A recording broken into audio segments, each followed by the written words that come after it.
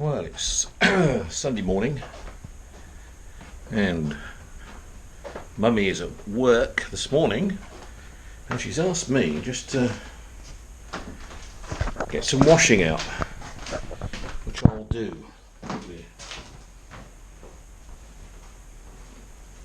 In my domestic life. Dun, dun, dun, dun. Important football match on tonight. FA Cup semi-final between Man United and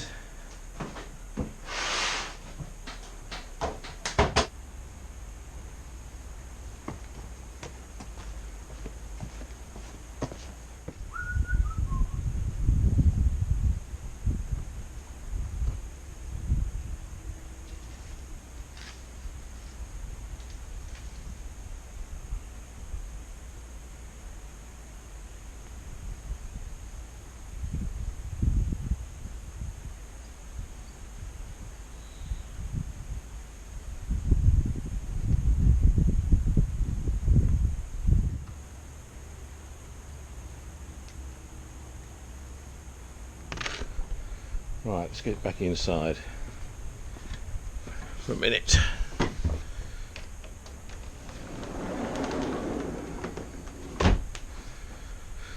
Do do do do do do do do do do do do do.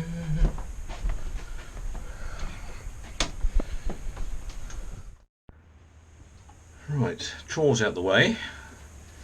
I've been watching the Andrew Marr show this morning.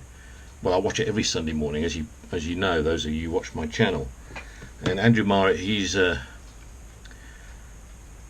high-profile political journalist of the BBC that tends to cover the stories of the week in detail, and interviews top politicians and business people sometimes in his show on the position. Today he had the Chinese ambassador on and the Russian ambassador, and then he had the opposition foreign secretary and the foreign secretary, Dominic Raab. So it was very much on the current affairs of the week, basically going on about our relationship with China deteriorating and our relationship with Russia deteriorating as the UK. It's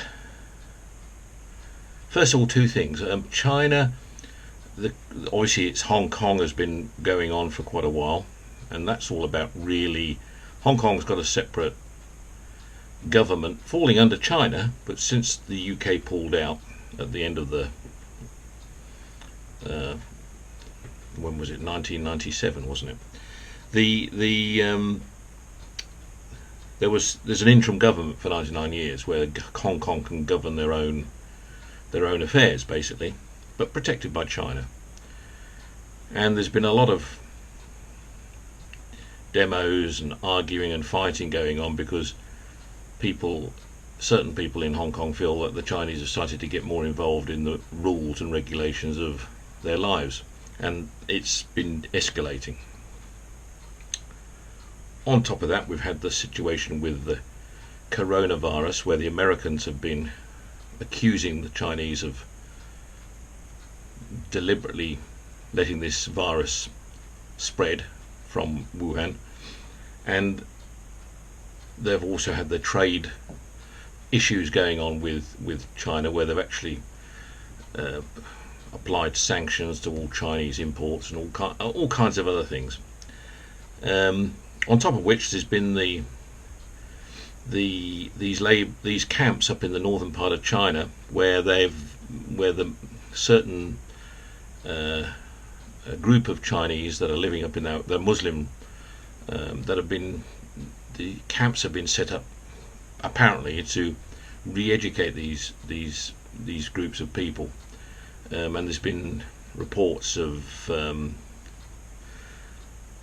basically unfair human rights practices, and women being sterilized, and people being put into educational camps, and so on. So the Chinese ambassador was on, obviously, being asked all these questions, what's going on with all this and everything else, and of course he's been very clear in saying that's not the case, and that doesn't happen, and you like to get more information and establish what the issues are, because he's saying that's not the Chinese government's position when it comes to different ethnic groups, etc. And been basically saying that the West has become more aggressive, whereas we've been saying, or us, the Americans and Canadians, have been saying, the Chinese are becoming more aggressive in their position on certain things around the world, and they're accusing us of the same. A similar situation with the Russians as well, where the Russian ambassador was in there. He's newly appointed in London, and again we've been making accusations that they've been trying to hack into our information for finding a vaccine for COVID-19, and this has been backed up with the Canadians again and the Americans, and they're saying that's not the case, and they've also denied the case of the poisoning that happened a year ago, more than a year ago now, and also the interfering with elections. And they've actually accused the British, well, they haven't accused the British, they've made point that the British also were trying to hack into their referendum that just recently took place. And of course then Dominic Raab's gone on and said that's nothing, rubbish, and made the point there where their facts are coming from, without declaring too many facts. And likewise the same situation on the Chinese information and their facts. This is just getting us nowhere in the world. Quite honestly, it gets us nowhere in the world, and just raises barriers and raises tensions. And I think as countries we all have certain responsibilities and things we should do and things we shouldn't do. The Chinese stuff is a little bit it's a difficult one for me to comprehend.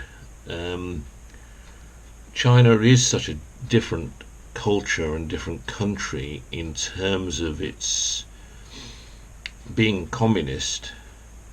It doesn't have elections, it doesn't have a democracy, but people do get certain privileges for living in China and being Chinese, for want of a better word. Chinese people are protected by their government and are taken care of by their government, and then some are, from what I can gather, treated not so well by their government from all accounts. I spent a lot of time in China when I was living working in the Middle East. I was assigned for a year to China and lived in China, and found China a fascinating country. And I have a lot of friends in China I'm not talking about just Chinese friends living in other parts of the world. I have a lot of friends in China that are watching this, that live in China.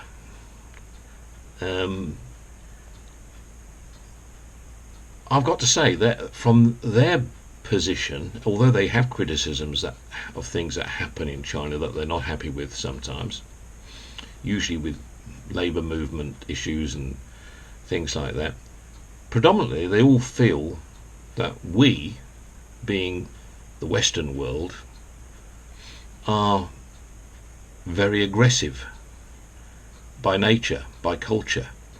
We tend to get into more wars around the world that they don't believe we should be getting into, be it in the Middle East or wherever they go, wherever they end up. Whereas the Chinese are not an aggressive culture. They're not aggressive. I mean, they don't You don't have any aggression in China's culture. You might have the odd troublemaker sometimes, and the police take a very firm hand with people like that. But you don't have the types of society that we have, that express themselves to such a point where they sometimes make lives uncomfortable for other people around them because they just like to express themselves in a certain way. You don't have people misbehaving at public events, at football matches, or on trains, or and it's a a very well behaved country. People generally go around quite happy. Um, I mean, I'm only going on what I've observed in a year and when I've visited China many times as a business visitor, but I also lived there for a fairly length of time in Shanghai, in Pudong. So I know that it's a what it's like in that respect, um,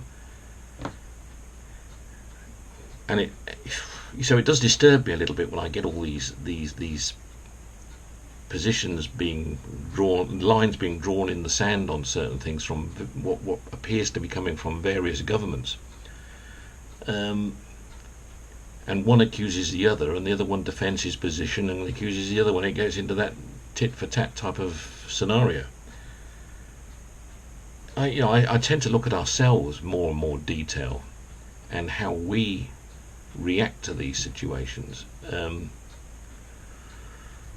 And it's it is disturbing. It is disturbing that we automatically, because we're not sure of all the facts on the other side of the world, we assume certain things, and media writes stories with alarming detail on things going on, and then when you actually talk to people who are involved over there, they say, well, that's rubbish, that's not happening, we don't do that, we would never do that, and so on. But you've done this and all the rest of it, and it is difficult. It is difficult. And the same could be said for Russia in many respects. I mean, if you look at Russia's, how they, and I can go on, how they performed, providing a fantastic World Cup event, and how they looked after people that all visited Russia for the first time, and how people saw Russia for the first time, and their eyes opened up to a place that was not what they expected. And it's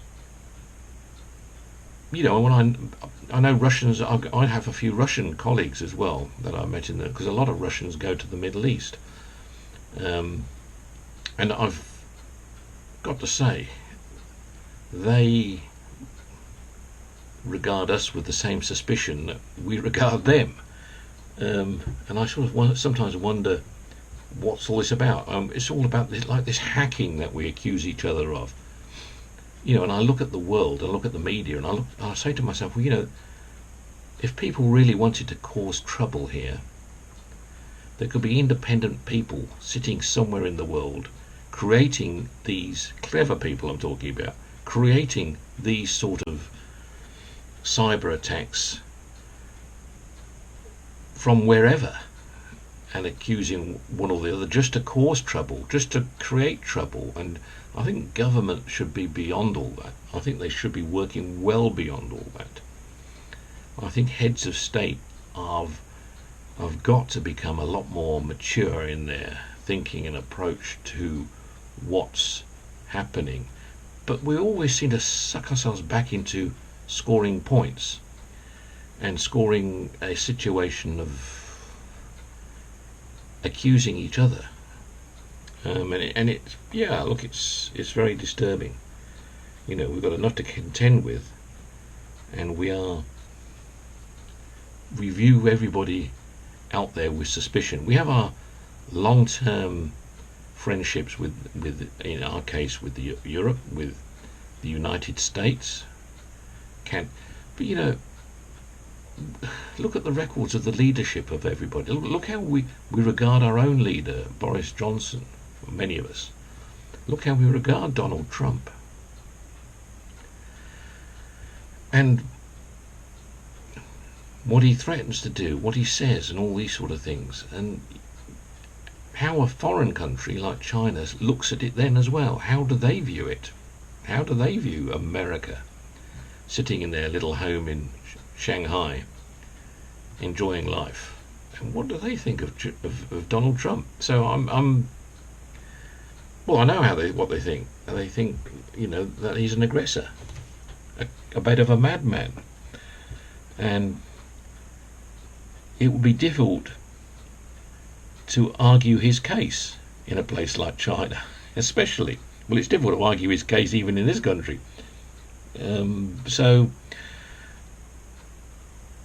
yeah, I think the world's going a little bit crazy at the moment, and we've got to settle down and start working with each other, and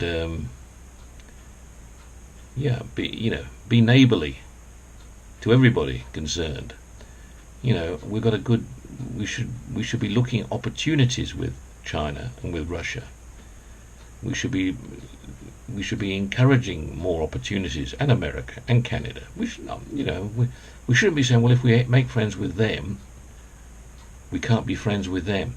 That's a sort of school playground years when you were 10. And that's how you found it difficult in having a relationship. If you had to be friends with him, you couldn't be friends with him because those two didn't like it. It's that sort of stuff, isn't it? We've got to be helping people. The best way of looking after of protecting yourself against your enemies is to get closer to them in many respects. And we seem to be doing quite the reverse. And we're not. And even there are certain countries like New Zealand who we claim to have everything. I mean, they're a little country with 4 million people living on it, right in the corner of the world. It's easy for them to just keep out of everyone's business and just carry on with life in New Zealand. Yeah, they can do that. And you sort of think, well, there's the place to live then, isn't it? But if you have the whole world descending on New Zealand, it wouldn't work either.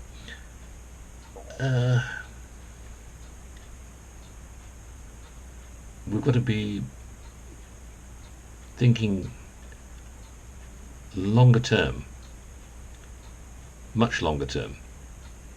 Talk again soon. Bye bye.